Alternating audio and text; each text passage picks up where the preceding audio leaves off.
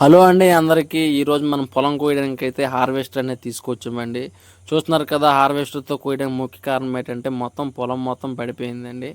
ఈ పొలం మొత్తం పడిపోయిన కారణంతో వరి చేను కోయడానికి అయితే కోత మనుషులు రమ్మంటే ఎవరు కూడా రాలేదు. దానివల్ల ఏంటంటే ఇదిగోండి హార్వెస్టర్ తీసుకొచ్చి హార్వెస్టర్తో కోస్తున్నాం అనమాట. చూశారు కదా, మొత్తం మొన్నటి తుఫాన్ కారణంగా పొలం మొత్తం బురదే అనమాట. అయితే ఈ హార్వెస్టర్తో కోయడం వల్ల పని అనేది చాలా సులువుగా అయిపోతుంది.